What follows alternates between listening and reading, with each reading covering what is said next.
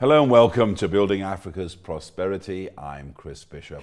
Now, in these desperate days of COVID-19, it's tempting for the world to take its eye off the bigger issues that are affecting the world. Now, one of them is climate change and global warming that threatens our very existence. The United Nations-backed Paris Agreement pledges to keep temperature rises on the planet to below 2 degrees Celsius over the next decade. That's all said and done fairly quickly in a sentence, but making it happen is a lot more complex and expensive. Now, private as well as public money needs to be mobilized without delay. Now, this week we saw a deal struck between the two organizations on the show today that promises to do just that by attacking a big problem in a small yet important way.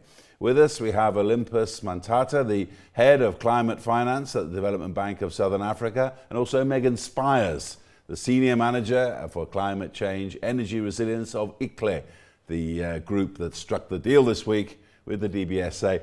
Just to start off with, Olympus, if you just tell me exactly in a nutshell what this deal means. You know, we are quite excited to sign this MOU with ICLEI for the following reasons. I mean, the expertise that ICLEI has, especially in subnational government, around support with regard to sustainability and climate issues, I mean, is quite renowned. And I'm sure you would be aware that, the bigger part of our business as the DBSA is in the local government space. So we see quite a lot of synergies between the two organizations in working together to ensure that even from as early as the planning stage of a municipal area, we start inculcating and integrating climate issues and sustainability so that we position projects, especially infrastructure projects, for climate financing.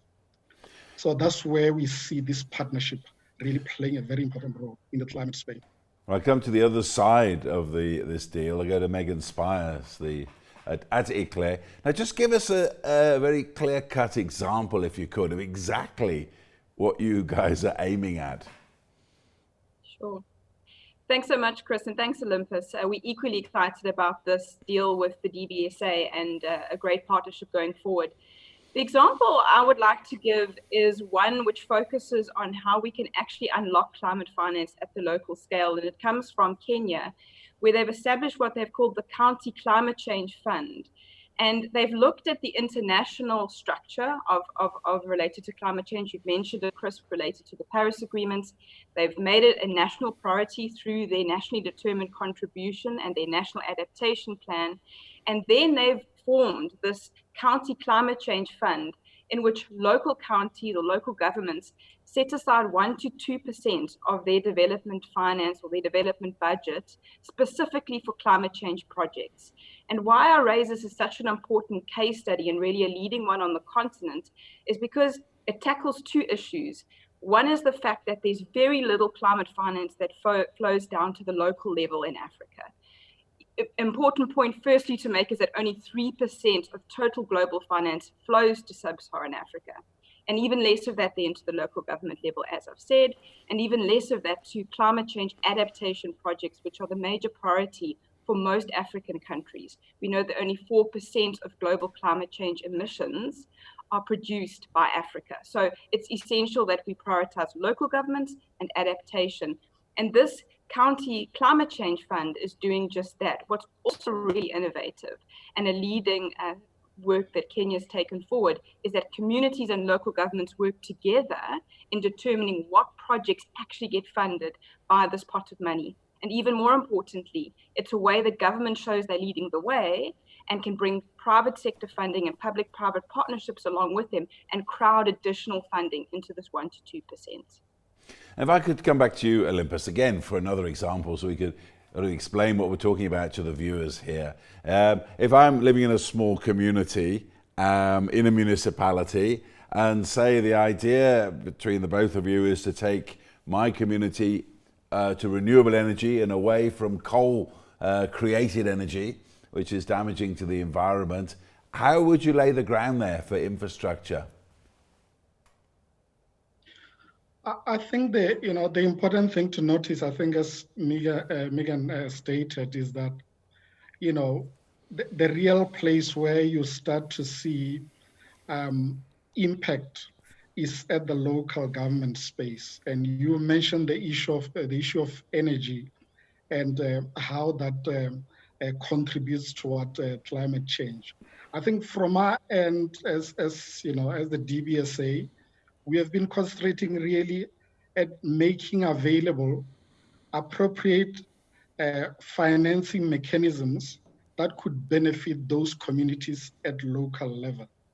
I mean, maybe just to give an example, one of the facilities that we have recently designed and put in place is a facility to support embedded generation, both at private sector space, but more importantly, at local government space. So what it means is that we have made this facility available to make it possible that where municipalities are looking at differentiating their source of supply, maybe from just ESCOM, maybe to also considering independent power producers, we can have appropriate financing instruments to help them do exactly that.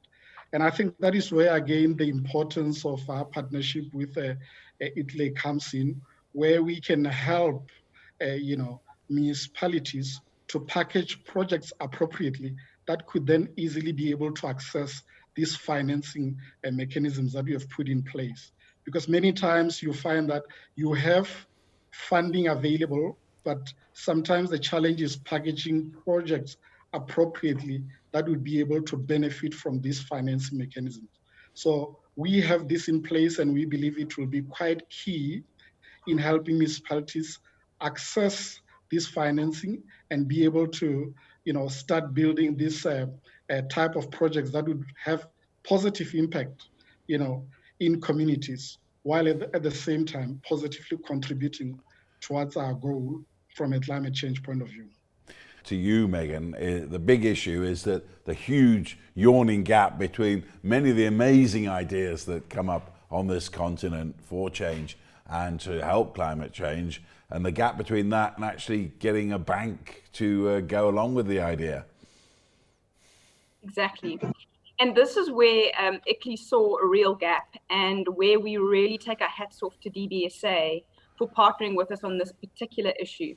And where the gap is, it's between ideas that African city stakeholders have and taking those further along the bankability pipeline, as it were, towards pre-feasibility and feasibility studies, and then eventually the project gets implemented on the ground.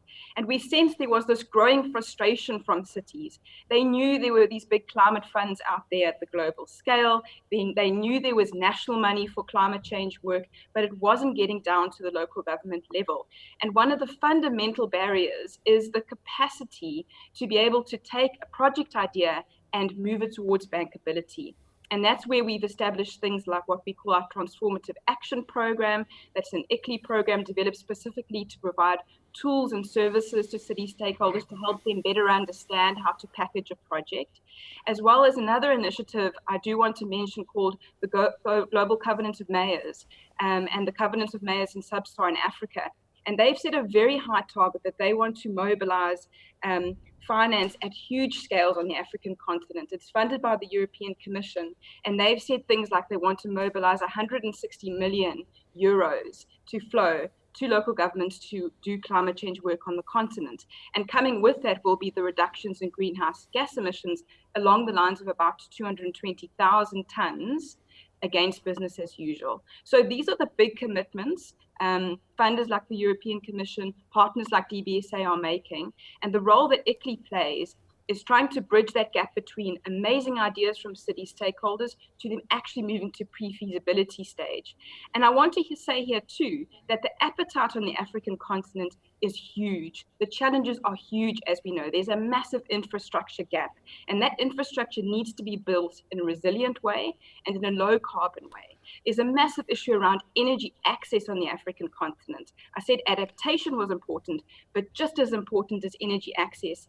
The stats in 2018 was saying 48% of African stakeholders, African people, have access to energy compared to the global average of 90%. So we really need to ensure that people get access to energy, that they're able to adapt to climate change, to floods and droughts, etc., and they do so with infrastructure that is resilient. And this speaks to the core of our partnership with DBSA, is how can we partner with the development bank like them to work with cities, move projects towards bankability, and then do what the city mayors really want to see, and that's actual projects on the ground being implemented.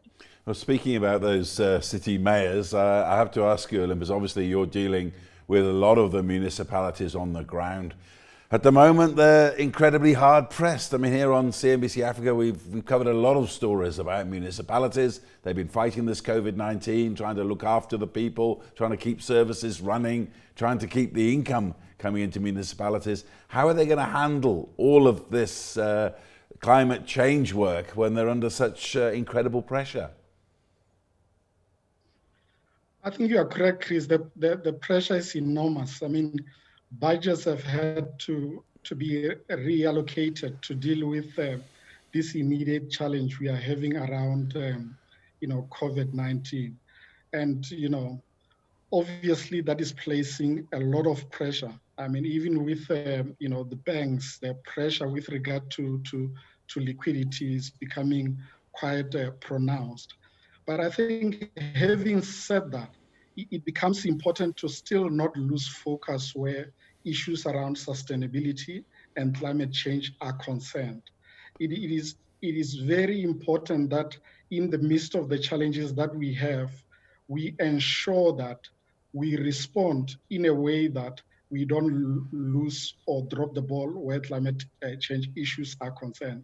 And I think what we are trying to do with regard to the financing mechanisms that we are putting in place is to ensure that they are appropriately designed, appropriately priced, ensure that we pass on all of the concessionality that we receive from your global financing mechanisms to ensure that even in the midst of the challenges that we have, we continue to be able to implement the projects that we need to address within communities. And if you think about it, the challenges around energy, they remain as important in the midst of the COVID-19 challenges. So the facilities and the support that we provide is even more important and continues to address the challenges that are relevant in the midst of COVID-19.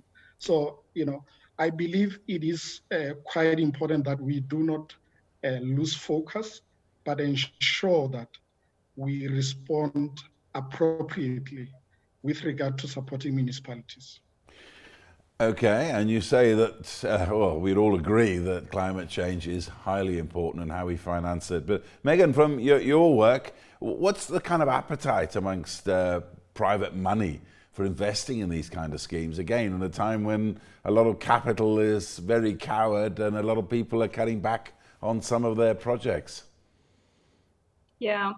Just in terms of private sector involvement, I think fundamental to it is that the landscape that's created largely by government is one that is appealing and that there are incentives in place for the private sector to really come on board. So we can never stress enough the importance of a very strong governance system in a country and in a particular city to allow private sector to really come to the party in very tangible ways. They need that support and they need things like risk to be dealt with so that they can really come on board in a strong way.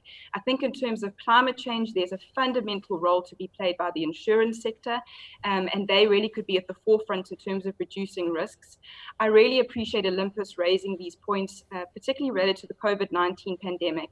And we've been very concerned as ICLEI, as a city network, that a lot of our work that we've done over 20, 30 years related to sustainability still gets prioritized, and it needs to be even more so during this COVID-19 pandemic.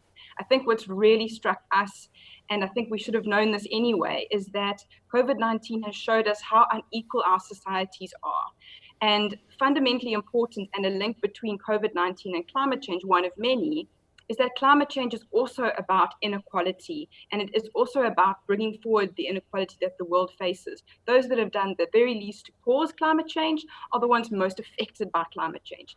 Exactly the same with COVID-19. And so if we're not tackling at the very forefront of our minds and doing everything we can every single day to overcome the inequality that plagues our societies, then COVID-19 will hit us, other health pandemics will come, and climate change will bring ever-increasing concerns, particularly from an economic perspective. In fact, just yesterday, I read a brilliant article written by Bill Gates saying things like there was some perception that perhaps with the reduction of air travel and transport due to COVID-19, we would have reduced greenhouse gas emissions globally by significant amounts.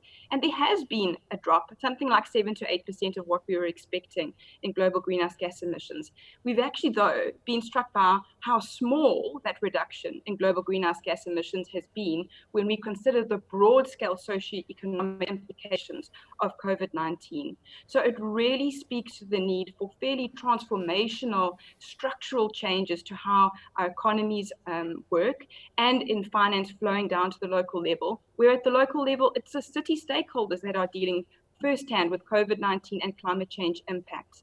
And this inequality issue for me is absolutely essential in all of this. Olympus, so I come back to you. I mean, looking to blend private and public money, for want of a better word, to take a bit of the risk and a bit of the sting out of some of these deals that you're planning? I think that's a very important question, because I think one of the issues that has been realized is that public finance, including even finance that is being made available through your UNFCCC climate finance mechanisms, is not sufficient really to move the needle. What you really need is how you can cleverly use the resource to crowd in private investment. I think that is just quite key. Without that, there isn't much you can accomplish. And the question then becomes, how do you bring in the private sector? Do the type of projects that you want to look at, their risk return profile, is it something that could work for the private sector? And what we've been really concentrating on from a DBSA point of view is to look at exactly that.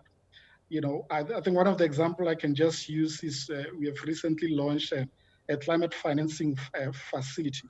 And the way we came about that was, we did lots of consultations with, private sector investors, but in the main commercial banks, to understand what are the type of barriers that would need to be overcome for them to really accelerate their involvement in climate change related activities. And, the key issues that they mentioned was mainly around, the ability of, development banks coming in to de-risk projects, maybe through, taking subordinated positions. But I think the key thing that was mentioned was around, the ability to, to fund long-term, because typically because of, let's say, your Basel III regulations, they would be, more comfortable maybe funding projects 7, maybe up to 10 years. But if you start talking 15, 20 years, it becomes a bit of a challenge. And then we designed a facility specifically to address that. So the climate financing facility's main aim is to unlock private sector and mainly commercial bank investment by overcoming the key barriers that have been identified. And we are starting to see, a strong pipeline coming through. And, we believe it's just a starting point that we'll build from to increase, private sector investment. But something I also want to mention quickly, Chris, is the importance of development banks in mobilizing private investment, purely because of the role that we play. Because if you think about it, a development bank like ourselves, we are 100% owned by government, and which allows us, that proximity to, to the shareholder, and hopefully that gives us an opportunity to, have some influence where policy issues are concerned. On the other hand, we co-fund with the private sector. So we've got a good appreciation of the challenges that they face. And we've got that relationship based on history of co-funding together. So we believe we play a very important role of pulling the two together, ensuring that the policy environment is where it should be to attract private investment, and also understanding the issues that are coming out of the private sector to address the barriers that I've mentioned earlier. And we think this is just a very important place that national development banks play in bringing together or even crowding in private investment, especially for climate-related activities. So, that is our preoccupation from our end in terms of how we design climate financing facilities to ensure that they can sufficiently crowd in private investment. If I come back to you, Meggan, and there's no doubt at all that this can't survive with purely taxpayers' money. It also has to be private money. But something my research in the market has yielded is that sometimes private companies are loath to commit more than 10 years to some of these long-term infrastructure projects. How can you get around that? Yeah, I think there's challenges on both ends. I think there's challenges from government's perspective and local government in particular, and then I think there are the private sector challenges. And risk and how long-term that risk is, of course, are integrated in that. I still think there are a lot of dialogues that need to occur between these two parties to better understand each other's worlds and find workable solutions. The other challenge is that no one country is the same. Every country on the continent, and in fact, even every city in a sense on the continent, has its own challenges, and those own challenges in bringing private and public sector together to tackle this particular issue. And there've been really good case examples of where the types of things that Olympus is referring to have happened. Another development bank like the one in Ethiopia ran a very successful program in trying to motivate for more rail development and setting up a facility in which they de-risked the investments in rail by taking on the first losses. And things like that can really help facilitate those types of dialogues.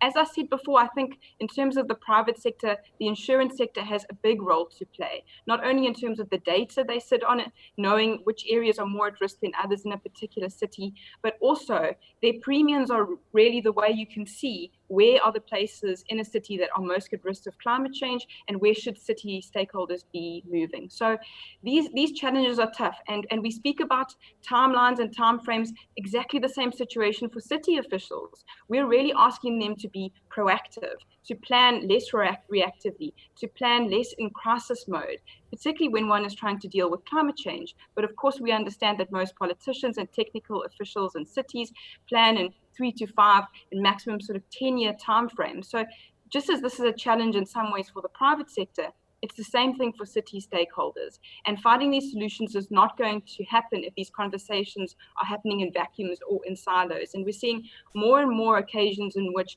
government is open to engaging directly with the private sector on these issues and vice versa, which is hugely encouraging. And in fact, later this year, there will be a broad-scale African-based remote conference held focused on unpacking this exact issue, climate finance, and bringing city stakeholders together with financiers and funders to talk about these fundamental issues that you are raising, Chris.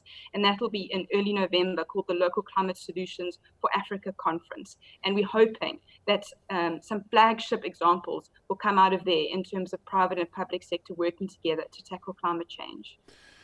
Olympus, I just put it to you as well. This is not a small project you're talking about with municipalities. This is also, you want to take in Lesotho, take in Swaziland, you want to take in Namibia as well to doing the same thing. How much of a Herculean task is this going to be for you? Yes, we are quite comfortable operating in the region, as that's where our business operates. And we intend to ensure that as we do that, climate issues are clearly and fully integrated in the way that we approach our business. But talking about the 3 other countries that you mentioned, it is specifically for the climate financing facility that I mentioned. earlier, an instrument that we have recently just launched and is active in both South Africa, Swaziland, Lesotho, and Namibia. And we, as I mentioned earlier, we are starting to see a pipeline of projects coming through. But we intend, after we have fully tested this facility, to really start extending it into the greater SADC region and beyond, because that's where we see ourselves playing as a bank. Meggan, I'll just come back to you. And there's one question that I've been thinking about during this interview. I mean, this idea of getting it from a national issue down to local level, I think it's a great idea. I think it's the future in many ways. But on the other hand, I mean, a lot of the municipalities, not just in this country, but across the continent, some of them have poor credit records, some of them have skill shortages, some of them have governance issues. How are you going to deal with that on the ground? Yeah, so I think one of the ways to overcome issues related to credit worthiness, which we know is a significant issue in terms of de-risking investments in cities, is to make sure that the project packaging or the project proposal is extremely tight. That's one particularly important aspect to raise. The other is that national government comes on board and really throws its weight behind realizing that finance needs to flow to the local government level, and where it needs to de-risk the investment by perhaps taking on, as I said, a first loss facility, or saying that it will pay back the loan if the local government projects aren't necessarily fulfilled in the timeframes, etc.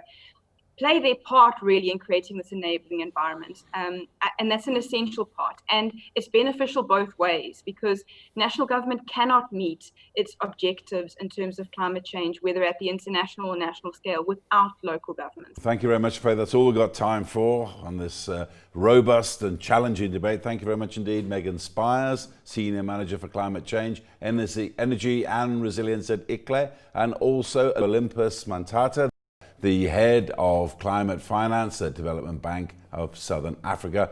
I'm afraid that's all we've got time for on this edition of Building Africa's Prosperity. From me, Chris Bishop, it's goodbye.